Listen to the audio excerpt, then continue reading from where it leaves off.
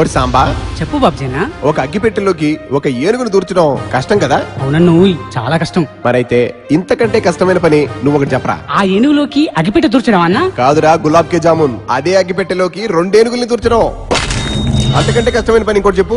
అడ్డమైన ప్రశ్నలకి ఆన్సర్లు చెప్పడం. కాదురా, ఈ ఏనుగుకి పెళ్లి చేయడం. ఈడికా? ఎవడన్నా వీడు? ఈడి పేరు లడ్డుబాబు. వయసు 28, బరువు 268. మరి నడుము? 78. విషయం ఏంటంటే వీళ్ళలో కొవ్వెంతుందో లవ్ కూడా అంతే ఉంది. ఎవరిని లవ్ చేశాడన్నా? ఈ పిట్టనే. అబ్బా, మాసు మసాలా. ఈ పిల్ల కూడా లవ్ చేసిందా?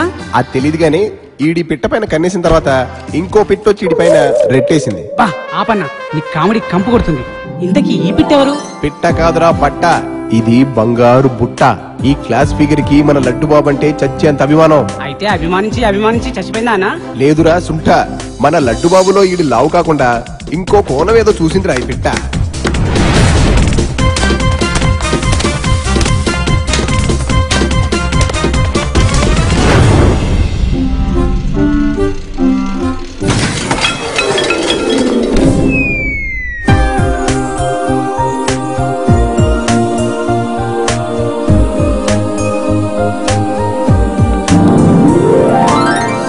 అంటే ఇది త్రికోణపు లవ్ స్టోరీయా బాబ్జీనా?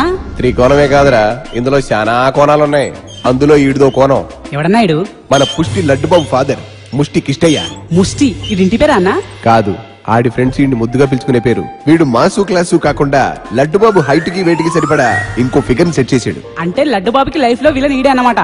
విలన్ వాడు కాదురా సాంబా, వీడు. వీడా? ఈ బుట్టోడా? బుట్టోడా అని తేలిగ్గానకు గుట్టలోడ తీసుకొడతాడు. వామ్మో, తర్వాత?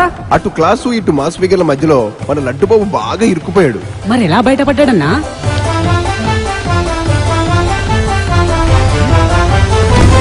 తర్వాత ఏం జరిగింది? ఇదిగా ఈయన అడుగు, కరెక్ట్ గా చెప్తాడు. అమ్మో, వీడితో ఎందుకులే అన్నా. సినిమా ఎప్పుడు వస్తుందో చెప్పు, చూస్తా.